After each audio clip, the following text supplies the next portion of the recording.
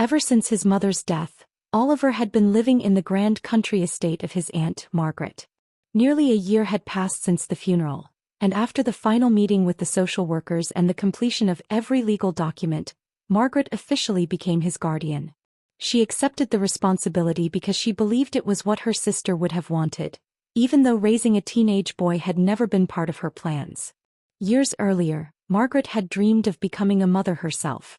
She had applied to adopt a little girl when she was younger, but the agency rejected her application, claiming she was already too old to begin raising a child.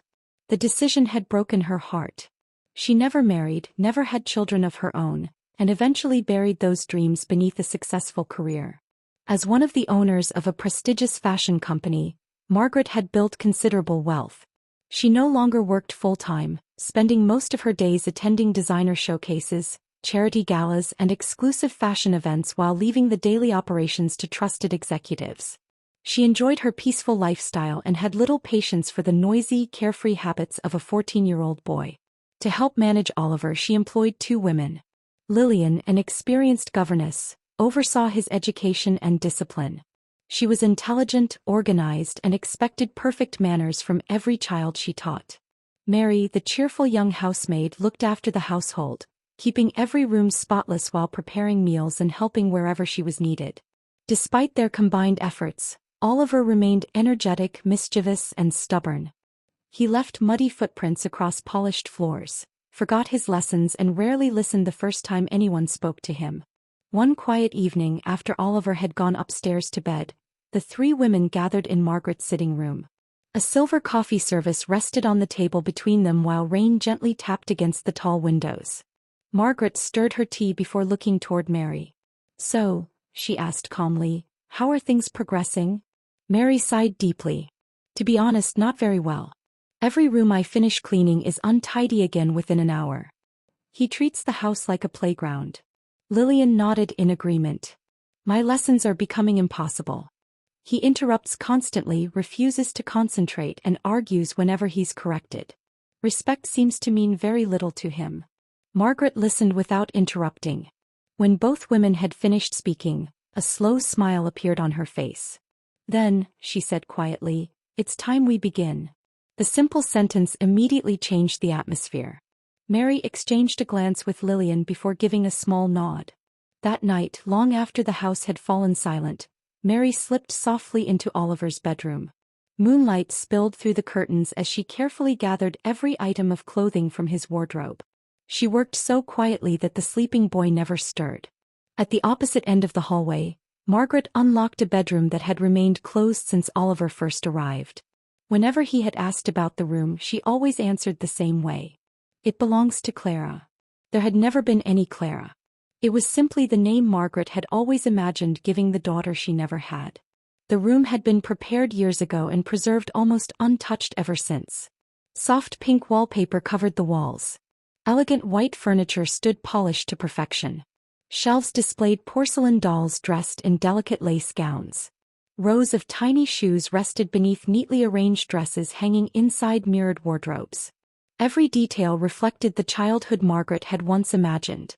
The following morning, sunlight streamed through the curtains far earlier than Oliver expected. He barely had time to rub the sleep from his eyes before Mary swept the curtains open with unusual enthusiasm. "Good morning," she said brightly. "Time to wake up, Miss Clara." Oliver frowned in confusion. "What did you call me?" Instead of answering, Mary smiled mysteriously and encouraged him out of bed. Still half asleep, he stumbled after her as she guided him toward the bathroom. Steam drifted through the air from a freshly prepared bath scented with fragrant oils and floral soaps. Before Oliver could ask another question, Margaret entered. Her expression was calm but unmistakably serious. "Sit down, Clara." Oliver froze. "Aunt Margaret, my name is Oliver." Margaret met his eyes without hesitation. "No." Her voice was quiet. "Oliver no longer lives here." He stared at her, convinced she must be joking.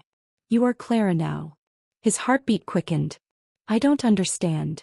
"You will remain Clara until you learn the behavior expected of a proper young lady. Perhaps then, Oliver may earn the privilege of returning." The words sounded so certain that they unsettled him. "Aunt Margaret." Enough. She turned toward Mary. Finish preparing her. Without another glance, Margaret left the bathroom. Oliver stood motionless while Mary gently encouraged him into the warm water.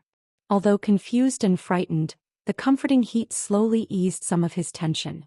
As Mary washed his hair, he noticed something unusual. She wasn't wearing her ordinary servant's uniform. Instead, she wore a beautifully tailored satin maid's dress with layers of crisp petticoats beneath the skirt. White lace trimmed the sleeves and apron, while a decorative cap framed her dark hair with elegant ribbons flowing behind her shoulders. The outfit reminded Oliver of glamorous photographs hidden inside a fashion magazine he secretly kept beneath his mattress. Mary carefully rinsed the soap from his hair before wrapping him inside an oversized towel. Once he was dry, she dusted his skin lightly with scented talcum powder before helping him into a soft white dressing robe. Taking his hand, she led him through the hallway toward the mysterious bedroom that had always remained locked. As the door opened, Oliver stopped in amazement. Everything inside seemed designed for a little princess. A magnificent four-poster bed stood beneath flowing pink curtains. Elegant dolls occupied every shelf. Framed paintings decorated the walls. Beautiful dresses filled enormous mirrored wardrobes stretching almost from floor to ceiling. It looked nothing like any bedroom he had ever seen. Margaret was already waiting. "There you are, Clara." Oliver shook his head immediately. "I'm Oliver." Margaret ignored the correction. "It's time to choose something suitable for breakfast." "I don't want to be here." "You'll feel differently once you're properly dressed." She opened one wardrobe and revealed rows of colorful dresses arranged with perfect precision. Oliver instinctively stepped backwards. "I'm not wearing any of those." His refusal was met with complete silence. Then Margaret delivered a quick slap against the side of his leg. It surprised him far more than it hurt. The unexpected punishment instantly erased the confidence from his voice. Margaret walked toward one of the shelves displaying dozens of dolls. "Tell me," she said, "which doll has the most ridiculous dress?" Oliver glanced around uncertainly before pointing toward one wearing a bright yellow gown covered in bows. Mary lifted the doll carefully from the shelf. Margaret smiled. "Excellent choice." She reached inside the wardrobe and removed a full-size dress made from identical yellow fabric, matching every ribbon and decorative detail. Holding it up proudly, she admired it. "I think this will suit Clara perfectly." Mary lowered her eyes politely. "Yes, ma'am." Oliver's face turned pale. "Please, Aunt Margaret. I really don't want to wear that." Margaret remained completely unmoved. "Mary." "Yes, ma'am. Help Clara get dressed before breakfast." With that instruction, Margaret quietly left the room. For several moments, silence filled the bedroom. Instead of reaching for the dress immediately, Mary sat beside Oliver on the edge of the bed. She gently took his hand.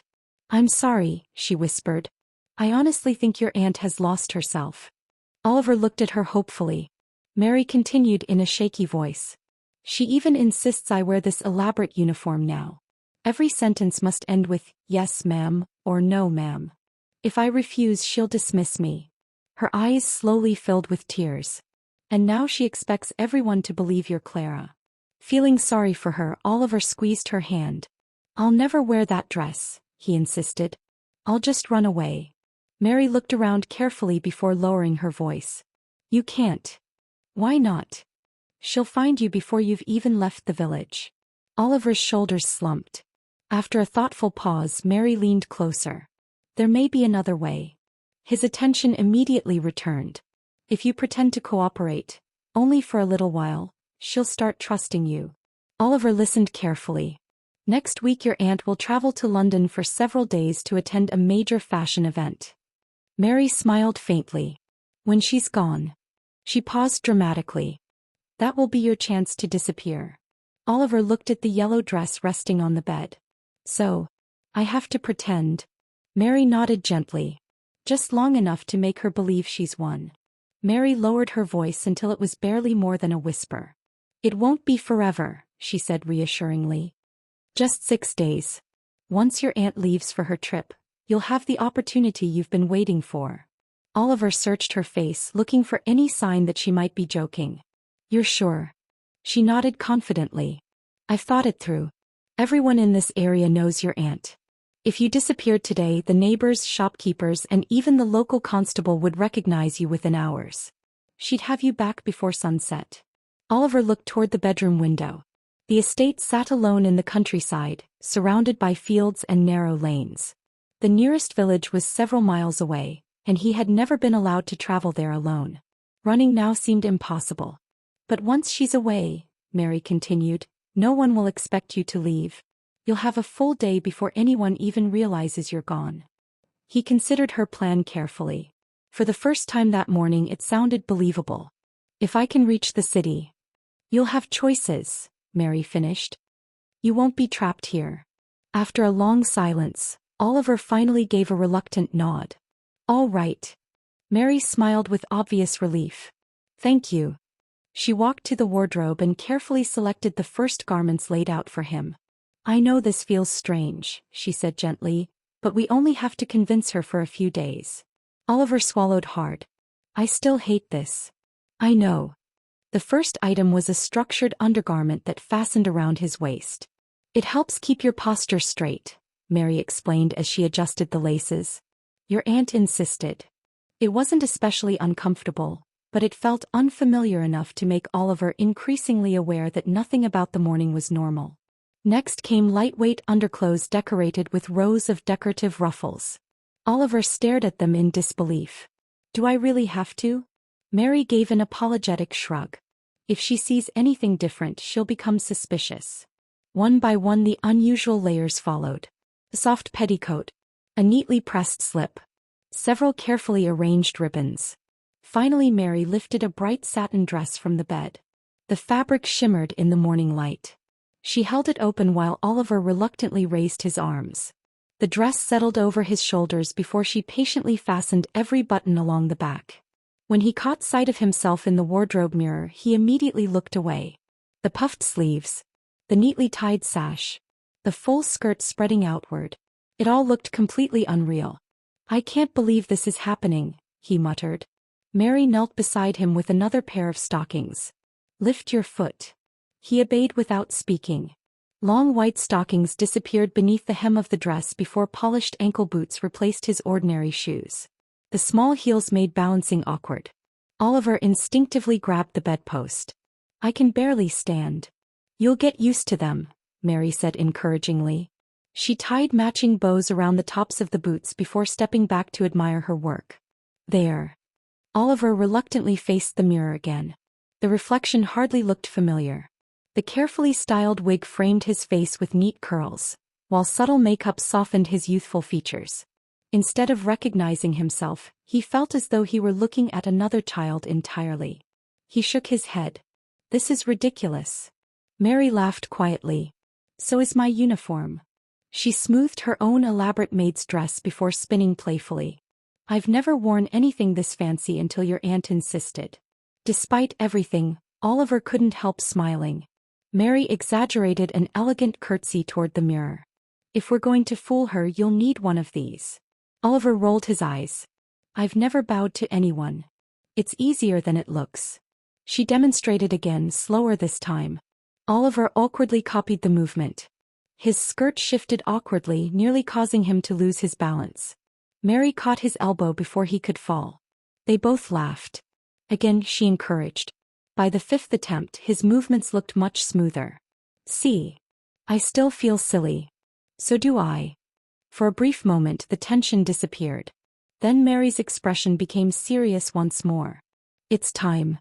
She handed him a porcelain doll dressed in colors matching his outfit. Carry this. Oliver sighed. Do I have to? Only when your aunt is watching. He accepted it reluctantly. And remember. Mary lowered her voice once more. When she's nearby, she expects everyone to call you Clara. Oliver closed his eyes for a moment before nodding. I understand. Together they walked downstairs. Every step produced the soft rustle of fabric, and the unfamiliar boots clicked quietly against the polished wooden staircase. Oliver concentrated on walking naturally. Inside the dining room, Margaret sat waiting at the head of the long breakfast table, a newspaper folded neatly beside her teacup. She looked up with a satisfied smile. Good morning, Clara. Oliver hesitated only briefly. Good morning. Aunt Margaret. Remembering Mary's lesson, he performed the small curtsy they had practiced only minutes earlier. Margaret's approving expression widened. Very nice. Mary remained respectfully beside the doorway, hiding a faint smile. To Oliver, it looked as though the first stage of his aunt's strange experiment had succeeded. What he didn't realize was that Margaret's plans reached far beyond a single week. The transformation she imagined was not something she intended to abandon after 6 days. For her, this was only the beginning.